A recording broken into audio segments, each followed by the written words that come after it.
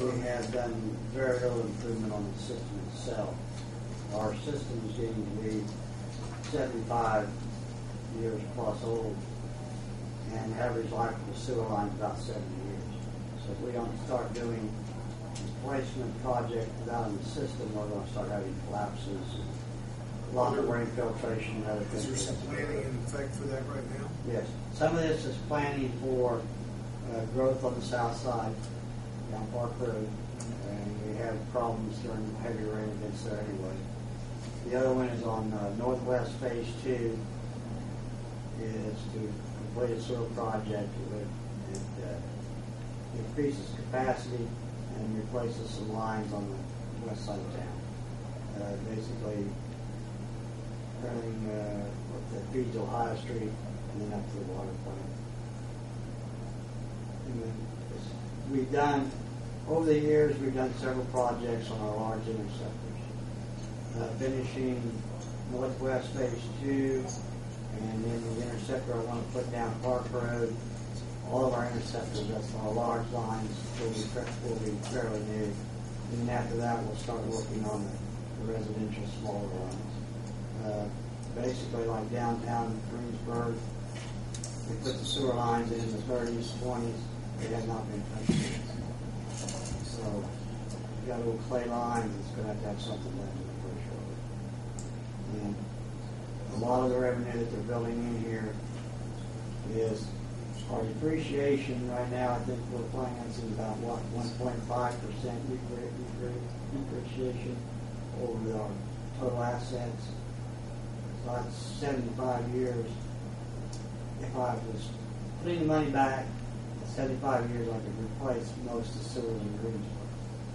The problem of it is we're not really putting that money back. We just don't have to do it. One of the other guidelines that we use to establish rates is a concept called coverage. When we go to the state or anyone to borrow money, the security for those bonds is a promise to pay from the net revenue. So we're not mortgaging assets or anything like that. We're pledging a stream of revenues. And for the state or other bond purchasers to buy a bond payable from that stream of revenues, they want to see that the amount of money that we have left over after making our bond payments is at least about 125 to 130%, 25 to 30% of payment. So stated another way, once we pay our expenses, we should have enough money left over to make our bond payment 1.25 or 1.3 times. And that provides a cushion just for the unexpected. If revenues decline for some reason or if expenses go up, that there's enough cushion in there to make sure the bondholders can be paid and give the city plenty of time to analyze what's going on and come up with a plan to correct that. And the 366,000, if we relate that to the 1,132,000, that's roughly in that 30% range. Maybe a little bit higher, but it's roughly. So that's another guideline that we use too. Looking at the cash flows of what's expected to be spent for capital improvements, taking a look at what bondholders would expect, and it's a combination of those. I asked the question a minute ago about the 4,000 gallons. I actually didn't hear what the answer was. Is that an average here? Or? It's actually a little bit low. Yeah. It's a little low? Yes. But again, according to this chart, it's going to go up, if that's true, it's going to go up over $4 in 3 years a month. That's a residential average. It says it's not a whole utility. Steve, right now, I think the water and wastewater bills usually range from $50 to $60 a month. You know, that's even with the trash pickup in there and your hydrant fees and things like that. But you're talking $50 to $60 a month average. You know, that might be a little on my side. You take 5% of that. Water and wastewater, you're looking at 50. Someone better go say $1. It's not going to get to it. Just want to get that clarified. If this chart That's just on the water. Well, I thought someone said $1 a little bit ago on sewage. Yes, that'd be $1.31 per year. Per year. Right. Per year. In 3 years, it's $4. Right. Exactly right. Right.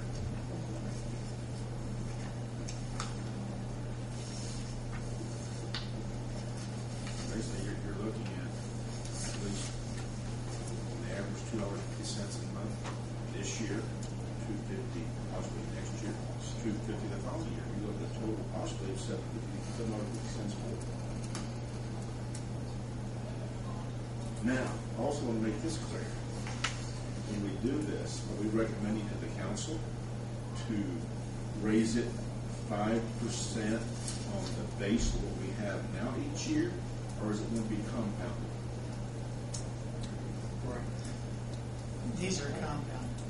So we've calculated a 5% increase, we've incorporated that into the revenues, and increased the total 5%, so there's a compounding already built into these numbers. So mathematically, it's more than a 5% increase over that time period because of the compound effect. It might be helpful. We can prepare a chart that has several different levels of usage, and then folks can just look at the chart and say, well, I should be around here, because anytime you talk about averages, you're going to be wrong half the time, because that's what people do above the average or below the average. But we can put together a chart that kind of shows different usage levels, if that would be helpful for ratepayers to have a better understanding of how that might impact them individually. And if you look back at 05, the increase was 10% the first year, then 3 and 3, and the total 16%. Well, actually, it's about 16.8%.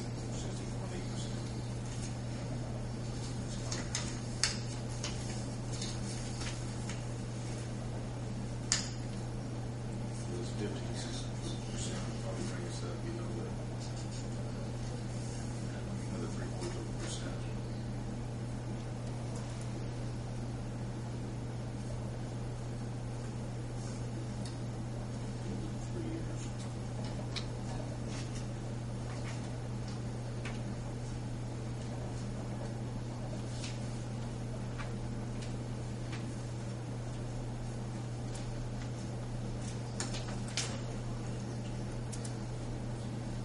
We don't have money right now. There's spots in Greensburg, the city of Greensburg, it's county, surrounded by city.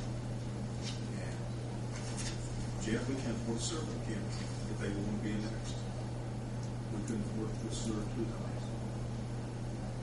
I'm not saying we could afford it, but it'd be a struggle, because on some of them, we'd have to run it maybe 1,000 feet or so, we have sewer to them. Usually how much a foot?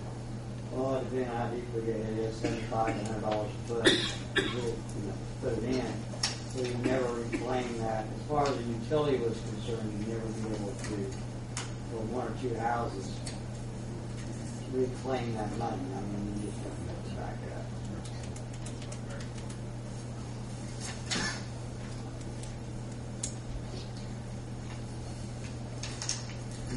Is a recommendation based mostly on the last 12 months or across? Good question. We start with a recent 12-month period, and I usually just cut it off on a calendar quarter. So our starting point is 12 months ended in September of 2009. Then we start making adjustments to that data set and the changes that we know have already occurred, or we know that it's going to occur very soon, and that gives us a starting point. And then for the expenses, we simply index those up by an assumed inflation rate. We build in a 3% annual growth simply due to inflation on the expenses. The bond payments are the bond payments, so those are already predetermined schedule. The replacement numbers, we've looked at the improvements that are anticipated over the next few years, calculated what the average expenditure would need to be, and then phase the rate increase in such that by the end of the third year, we would reach that average amount that's anticipated to be funded for replacements and improvements. So that means that you probably will be using some of your funds on hand to make improvements until the rates are ramped up to the level where the study suggests that they should be. Now, the variables are going to be inflation. We don't know what's going to happen there. And again, the key is what's happening with the economy and how does that affect wastewater usage from Is replacements and improvements, is that based on an estimate, percentage, or actual quoting? It's based upon information provided by the utility itself on what plans are out there, what improvements were going to be needed, and that can be found on page